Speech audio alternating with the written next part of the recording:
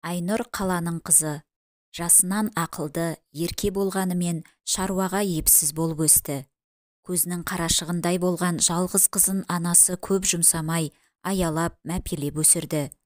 Алайда ақылды ана қызының жан дүниесінің жұтаң болмауын бірінші орынға қойып, оны жастайынан кітап оқуға баулыды. Зерделіде зерек, рухани жағынан толысқан ерке қыз бой жеткен соң өз бақытын ауылдан тапты. Ойдым-ойдым жолдары бар, ұялы байланыс ұстамайтын, дұрыс ауыз суы да жоқ, қияндағы ауылға Айнұр сүйген жігітімен қол ұстасып кете барды. Содан бері 5 жыл өтті.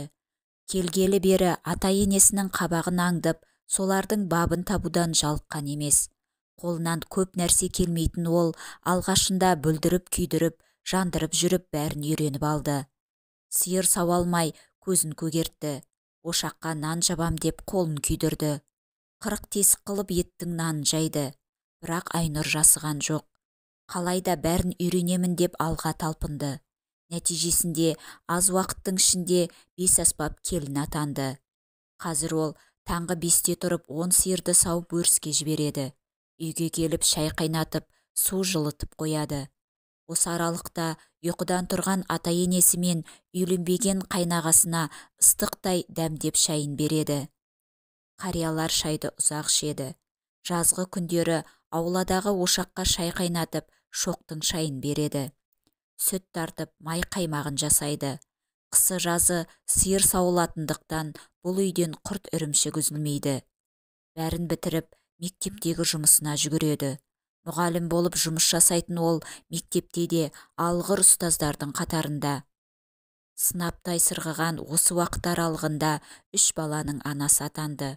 Күнделікті күйбең тірлікпен жүгіріп жүрген күндердің бірінде өзіне ақылшы, қамқор болған енесі айықпас дертке шалдықты. Бір-біріне үйелмелі-сүйелмелі 3 баланың қасына енесі 4-ші бала болып қосылды. Бірақ Айнұр бұл жолы да шыдамдылық пен табандылықтың шынайы үлгісін көрсетті. Анасы ауырып қалды дегенді естіп, қала маңында тұратын үлкен қызы жылап еңіреп жетті. Бір аптадай қасында болып, жуындырып, шайындырып, шашын тарап, тамақ беріп жүгіріп жүрді. Бірақ кетерінде анасының құлағындағы алтын сырға мен алтын жүзікті өзімен бірге ала кетуді ұмытпады. Сөйтіп күндер өтіп жатты. Көрші ауылда тұратын ортаншы қызы бала шағасымен анасын бағуға келді. Ол да үйдегі жалғыз келін Айнұрға болысқан болып, анасын қарап жанашырлық танытты. 10 күндей жатқан соң ортаншы қызы да кетерінде анасының қобдишасын ақтарып, алтын күміс әшекейлерінің біразын өзімен алып кетті.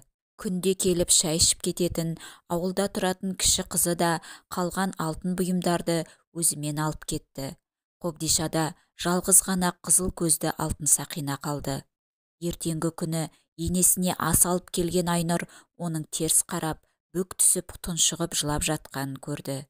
Көз жасын тия алмаған кейуана, 3 қызым бар деп мақтанушы едім, бірақ 3-еуінің сенің қолыңа су құя алмайтынын көріп қарным ашып тұр.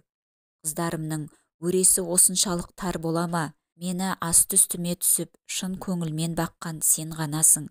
Бақытты бол, балаларың да өзің сияқты парасат пайымы биік болып өссін деп фатихасын береді.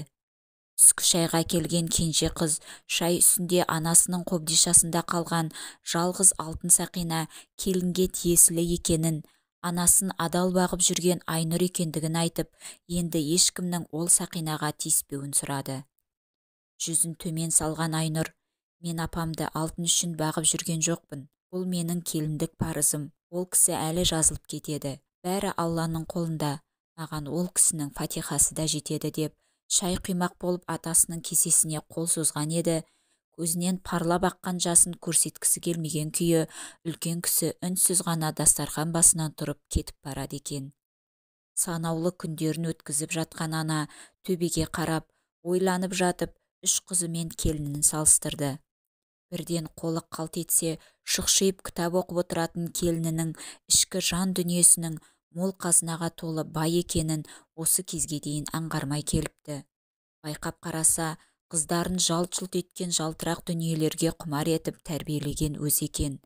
өзінің материалдық құндылықтарға ғана мән беріп, олардың рухани жұтаңдығын ескермегенін кеш түсінді. Былайғы тірлікте жалт-жұлт еткен дүние бірінші орында болғанмен, өмір мен өлімнің арасында жатқан адамға таза рух қана қажет екен. Жаны қиналып жатқан сәтте, қора толы малдың да, сірескен дүниенің де, қобдиша толы алтынның да көк тиын қадірі жоқ екенін ұғынды. Өзінің бала тәрбиесіндегі қателігін кеш түсінген Айнұрдың енесі соңғы күндерін өксікке толы өкінішпен өткізіп жатты. Өмірден өтер сәтінде қыздарының бәрі келіп, апалап айнала қоршап жылап отырды. Көздерінен тарам-тарам жас ағып жатқанымен, үш қызының да санасында анасынан қалған өзге де бағалы заттарды бөлісіп алу жоспары тұрды. Қиналып жатқан ана жанына босаға жақтан тараған жарық сәуле ғана жылылық сыйлағандай болды. Дәл осы сәтте босағада тұрған жалғыз келіні ғана шын ниетімен енесінің екі дүниеде жамандық көрмеуін тілеп, өзі білетін Құран сүрелерін күбірлеп оқып тұр еді.